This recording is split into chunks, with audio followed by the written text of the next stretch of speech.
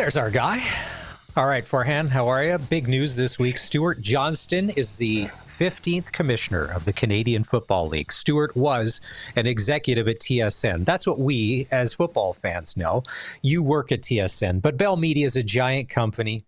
It spans the country. To say, well, we work in the same company doesn't necessarily mean you know him. Do you know Stuart Johnston, or is he your boss? Have you interacted with him? What can you tell us about the new guy? Yeah, Stu was definitely my boss, and he's shifted more to the Bell side, right, and manages all of the different content platforms. He's also been the president of TSN. He was gracious enough to attend my Canadian Football Hall of Fame induction at Grey Cup week back in November. I've had a lot of conversations with him, one-on-one, beers at the table, a few different things like that, and I'm excited. I'm excited to. It's funny. Naylor and I were talking, and usually when these commissioners come in and they know the role we have and we get an opportunity to interact with them and get access to them. And, we're equal. Certainly they have a more important role in the CFL than we do, but they're not our bosses per se. Whereas we both have to now kind of shift, right? Hey, you're not our boss anymore, Stu. But I think he's going to be a fantastic hire for the CFL because it's been a long time. I can't even remember the last time that the league has had somebody that's come into the commissioner's chair with a real understanding of how the league works. And, they know the good, the bad, the flaws, all of it, and the potential of it. And, you've also got a guy that really, really understands television from a content standpoint, a brand standpoint, and where the industry is headed. So I just think he brings a collection of talents and skill sets that this position hasn't had arguably ever. I mean, Randy Ambrosie, who I have a lot of time and respect for, played in the league. But then there was, a 20 or 30-year gap, while he had a successful career on the finance side, but really wasn't involved in the league at all, right? So he could bring the passion of a player to it, but just kind of, that understanding. I just think from the TV side and where the industry's going and all of it, I think Stu is a home run hire for the CFL. Now, where would this have come from? Would it have been an owner or a team president, or how would this have been weaved into the conversation? Because like you said, there's guys that understand a spreadsheet when it comes to business, but there's very few that can get where the world is at right now because the world has changed, especially in the landscape of media. Has he always kind of been a candidate in the running even before Randy Ambrosie, or how did this come to play?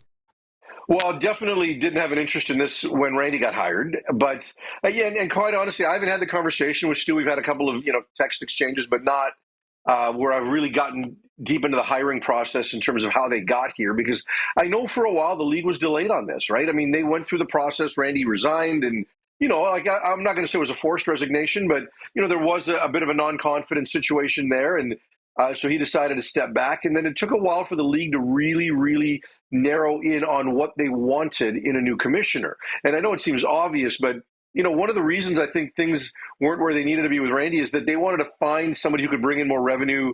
And Randy had some ideas, but they did, the global program and things like that, and they didn't necessarily come to fruition financially, even though some of those programs had a lot of positive. I mean, obviously, the Genius thing, there was some coming in at the front, and now how much revenue is there on the back end. We don't know yet. So I think that the league went through a couple of phases of this in terms of where they wanted to be from a hiring standpoint, really narrowing down what the key elements they were looking for. So it wasn't just somebody who could bring in revenue, but when all of a sudden, somebody probably went and said, "Hey, Stu, would you be interested?" Or maybe he comes to them and says, "I might be interested," and they take a look and say, "Really?" And then they look at the potential things he could bring, right? So I can't tell you the timing of all of that, but I know the league took a certain amount of time to really understand what they wanted from the commissioner. All right. We traded some notes earlier, and I had said, if you had asked 5 CFL fans what the biggest issue is for the CFL, you may get 5 different answers from people. For you, him coming in as commissioner, what do you think is kind of top of the list as things that need to be addressed? It's a good question, and you're right, because so often you talk to some people that have been long-time CFL fans, which generally equates to being older, and the first thing they come back and say is marketing, marketing, marketing, and a lot of those people view marketing as billboards and newspaper ads and things like that, and marketing is significantly different now, and it might be happening, but it might pass them by because they're not necessarily looking at those platforms. So certainly, the biggest thing is can you find new viewers? Now our numbers at TSN are really good, but I think that's a big thing. I mean, yes, the league wants to find more revenue, but I think you want sustainability, and how you find sustainability is to find new consumers, young consumers, people that can sustain their interest for the league for a long time. So, how do you want to position that? I think that's going to matter, but then also the broadcast industry, right? 2026 is when the TSN deal is up. So you've got a couple of years, and there's going to be an exclusive negotiating window, and Stu's going to know what TSN can pay. And he's going to know what it's worth to TSN, right? I mean, no one's hiding anything. You can't posture when you've just had the position that Stu has had. So, but just, are they going to find an additional broadcaster to come to the table and try to spread this out over multiple carriers? Are they going to have an online component? And, maybe some games are on, Amazon in Canada or whatever it happens to be, right? Like a streaming platform. So I don't know where it's headed in that regard. I'm sure TSN is going to be involved in a significant way, but it might not look exactly the same in 2026 as it did in 2024. So just identifying those trends and where it needs to go. So new viewers and, get I don't even want to call it the television deal, just the media deal figured out. Yeah, I agree. I think it's bigger than that. And when you say, marketing, it's like, well, what are we going to do? Revive the yellow pages and buy a 2-page spread somewhere in the middle? Yeah. One of the things outside of Winnipeg, which seems to be sold out no matter what, stands are packed. But when you do watch the games on TV, pretty much elsewhere, there's open seats. Now, maybe Stuart Johnston said, listen, that model, we don't need to worry about fans in the stands because digitally we can do this with this application, this over here. It's not about people in parks anymore. To me, I still think it is. It is that experience because you know this, Farhan. When you go to a football game, it's infectious. It's like going to any other sporting event. There's no other feeling like it. And usually if you can get people to try, in person is different than watching on your phone on an app. Maybe that is going to be a priority, but I agree with you that the deal, it's more than just TV. One of the big things that I've found outside of TSN, and I'll call this out, I mean, the other basically sporting, property in the country is Rogers. They very rarely show CFL highlights or mention the CFL at all. And it is a big game, and I get it. If it is this company, that's this company here against this company here.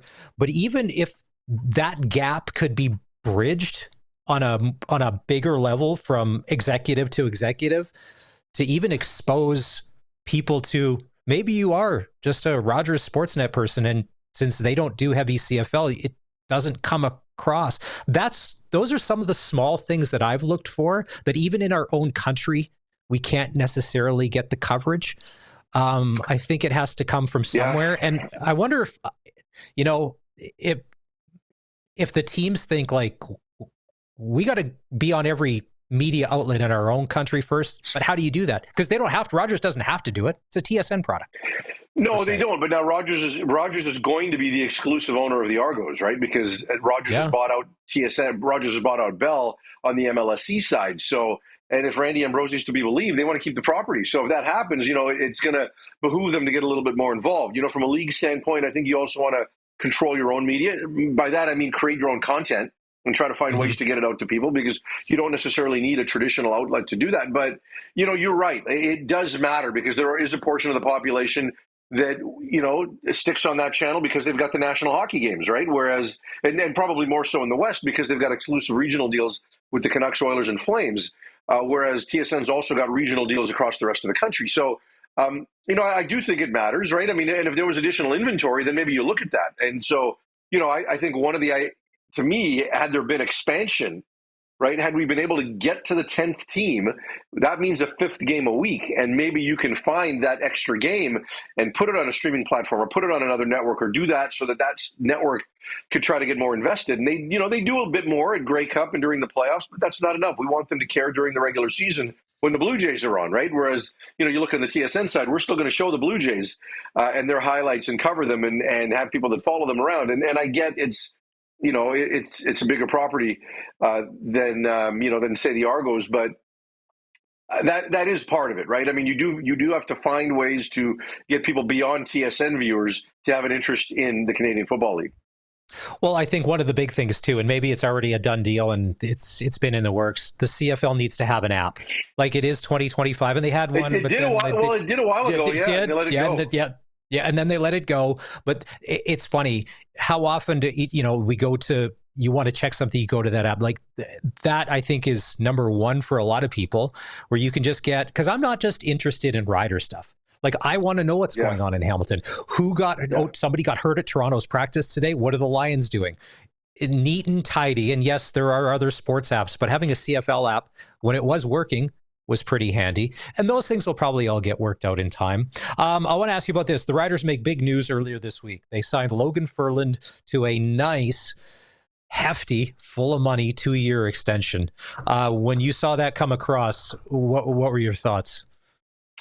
Well, look, I picked the Riders as my early preseason pick to finish first in the West, and a player like Logan Ferland and some stability only adds to that, right? And you get him, and and they get Jamarcus Hardrick healthy, and they've had a couple of really tough years on the injury front as it relates to their O-line. Logan Ferland's a really good player. Like if they can keep these guys healthy all season, that means you probably have a good chance to keep Trevor Harris upright all season, and Trevor Harris healthy is a really good football player. So, it's certainly a good news story and local guy as well.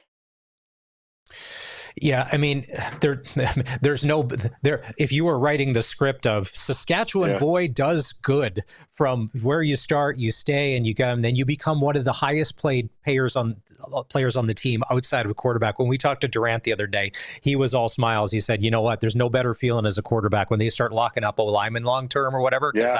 And they, like you had said, Trevor Harris, and keeping Trevor Harris upright and untouched throughout the season, because I truly think if we can have, and I'm not sure to lead you to your prediction, if Trevor Harris could play a full season, like injury-free, imagine what the numbers could be, because if anything, he has battled injury. We've never got a chance to really see a Trevor Harris for a full 18. If here, I'll get one step bolder. If Trevor Harris can play if Trevor Harris can play 17 games this year, 17, he'll win the MOP.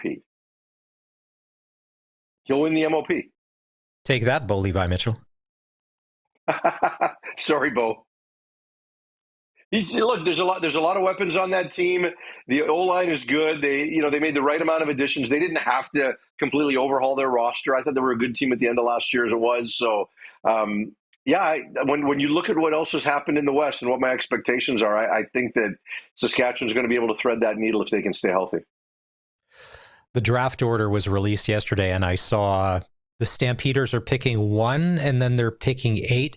Is there a consensus number 1 overall draft pick in the CFL? Like every team says, well, it's depending on need or whatever. But coming out of the combine, like, is there at least a 1-2 of like coveted guys? I don't think so.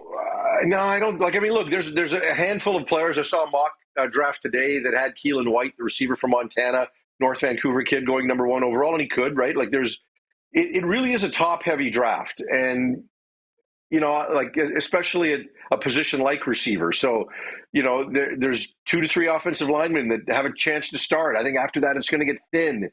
The depth positions are D-line and DB, and so that allows you to maybe pick some of those guys a little bit lower, because if you miss, there could be another one that falls to you. Whereas, the O-line groups and the receiver groups are really, really thin. So there's a chance, in my opinion, that one of those positions could wind up with the number 1 pick. So, is Eric Anderson, the offensive lineman, is he that guy? We didn't see enough at the combine, but we know he's a good youth sports player. Is he a number 1 overall pick? I don't know. So I think it just depends on the team. I think there's a widening of opinions, and they still got a month to figure it out. Well, and I would love to know what's going on inside Dave Dickinson's head and in their scouting room, because Dave's not afraid to take a receiver. Dave's not afraid to go off the board. If there's something that they think they see, and maybe no one else, what did the Stamps just do? But being loaded up with those 4 picks, that sets them up nicely. And I had said earlier on the show this week, not only for this year, the years to come, because if these pan out, these draft picks, and you think when they're that high, they should, like, this could really pay dividends down the road. It could. Understand that the hit rate on first-round picks isn't as high as you'd think. right? Like guys that eventually make an all-star team or guys that sign a second contract with the same team. It's not what you think. And sometimes it's because our GMs get a little sloppy and they'll just take the NCAA guy because he's an NCAA guy, and it doesn't always work out, right? Even though their training where they are might be better, it still doesn't always fit the way you think. On top of that, when you have 4 picks, you can't draft 4 guys that you need to sign to play this year. It's not going to happen. Like 1 or 2 of those picks could be futures guys, which is why when you look at, people ask me, where do you think Curtis Rourke is going to get taken? I think Calgary is a good option, right? Because you've got a guy that might spend 2 to 3 years in the NFL and then might eventually circle and make his way back. And by that point, Vernon Adams is a bit later in his career and, there might be a fit. So I could see something like that happening just because you don't want to take guys that are at a first or second round salary slot and have to fit all of them in under the cap in the first year. So don't be surprised if they wind up taking a future somewhere in there as well, if not 2. Well, and there's also that when you have that many picks, you also have trade capital as well. All right, let's shift gears. It's slim, but it's still there. The hopes that the Vancouver Canucks could make the playoffs. But let's start with Rick Tocchet. It's over. No, it's not. No, I trust the mainstream media, Farhan. They said it is not over. Mathematically, still possible. There's a player. Let me tell you a little story. There's a player that played for Vancouver in 2016. You know who he is. Popular guy I get along with really well. And I remember late in the season when the Canucks were playing out the string, we would ask him about, game 7 mentality. You guys are down to your last life and, everybody's going to, give this kind of effort. And then at the end of the year, he's like, why would you ask me that crap? Right? Because you knew we were out of it. We knew we were out of it. And I said, well, if I asked you about being out of it and playing out the string, you would have given me grief saying, no, we're going to keep fighting until it's over. And he looked at me and said, yeah, you're probably right. So they know they're done. But you wanted to talk about Tocchet. Well, and here's the other thing. With everything, all the issues on the ice, Rick Tocchet's contract, he's a free agent at the end of the season or whatever. Philly doesn't have a coach. He played there. He was quite popular. Is Tocchet staying? Is he going? If he is staying in Vancouver, does he have all the leverage now to get a really nice, sizable deal? Because this year, I think he's put up with a lot and still managed to get some results out of a dysfunctional hockey team. I think that's fair to say. I don't think that's being uncharacteristic of the situation out in Van. Yeah, look, the club has an option on his contract for next year. And there's been some reporting suggesting that the club just believes that he's their coach next year, period. And if they've got to play him on the option, that they're prepared to do that. Now, I don't know that Rick Tocchet's going to agree to that. So that doesn't mean that they've got to give him an extension, but he could just say, I'm not coaching, right? And he could go back to television.